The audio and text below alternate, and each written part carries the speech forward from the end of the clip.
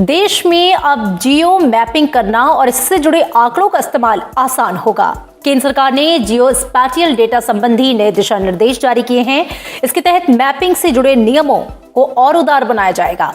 अब तक geo mapping के कई सारे आंकड़े प्रतिबंधित क्षेत्रों में ही इस्तेमाल किए जाते थे, लेकिन अब सभी लोगों के लिए स्वतंत्र और सार्वजनिक रूप से उपलब्ध होंगे। भारत की मैपिंग नीति में बड़े पैमाने पर खासतौर से भारतीय कंपनियों के लिए सुधार लागू करने के लिए ये घोषणा की गई है। अब वैश्विक तौर पर जो भी सामग्री तत्काल उपलब्ध है, उस पर भारत में प्रतिबंध लगाने की जरूरत नहीं है। पहले प्रतिबंधित रहे भूस्थानिक आंकड़े अब भारत में पूरी तरह से उपलब्ध होंगे। अब भारत की सीमा के भीतर कोई जियोस्पैटियल डेटा जमा करने, बनाने, तैयार करने, उसका प्रसार करने, उसका भंडारण करने, प्रकाशन करने के लिए पहले से अनुमति नहीं लेनी होगी। भविष्य में भारत मैपिंग शक्ति के रूप में उभरे, इसके लिए नीतियों में बदलाव किया गया है। इसका मकसद है कि भारत में अगली पीढ़ी के मानचित्र बने और इस नई तकनीक को बाकी दुनिया तक पहुंचाया जाए। दिशा निर्देश जारी करने के बाद डॉक्टर हर्षवर्धन ने कहा कि इनसे स्टार्टअप और मैपिंग इनोवेटर को बढ़ावा मिलेगा। इससे छोटे कारोबारी मजबूत होंगे।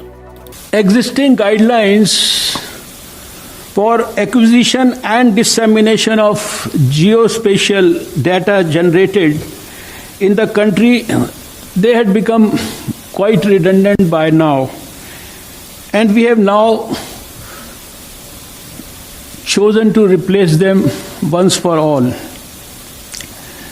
The new guidelines will also institutionalize the ease of access to geospatial data produced using public funds as envisioned by our Honorable Prime Minister. प्रधानमंत्री नरेंद्र मोदी ने जियोस्पैटियल आंकड़े जुटाने और तैयार करने की प्रक्रिया के लिए नीतियों को उदार बनाने के फैसले की सराहना की। उन्होंने कहा कि ये आत्मनिर्भर भारत की सोच को साकार करने की दिशा में एक महत्वपूर्ण कदम है। उन्होंने सिलसिलेवार ट्वीट करके कहा कि अधिग्रहण और भू आकाशीय डाटा निर्माण को शासित करने वाली नीतियों को उदार बनाना आत्मनिर्भर भारत के हमारे विजन में विशाल कदम है। प्रधानमंत्री ने कहा कि सुधार से देश के किसानों, स्टार्टअप, निजी क्षेत्र, सार्वजनिक क्षेत्र को लाभ मिलेगा और अनुसंधान संस्थान नवाचार को प्रेरित करेंगे। साथ ही मापनीय सॉल्यूशनों को भी बढ़ावा मिलेगा। प्रधानमंत्री ने कहा कि भारत के किसान भू आकाशीय और दूर संवेदी डाटा की क्षमता का लाभ उठाएंगे। उन्होंने कहा कि डाटा को लोकतांत्रिक बनाने में नई टेक्नोलॉजी और प्लेटफॉर्म का उत्थान संभव होगा। कृषि और संबंधित क्षेत्रों में कार्यकुशलता को भी बढ़ावा मिलेगा।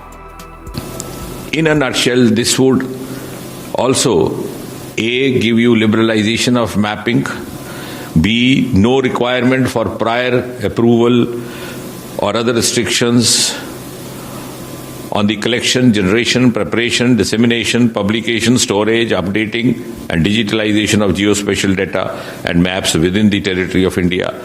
And C, most importantly, self-certification to convey adherence to guidelines.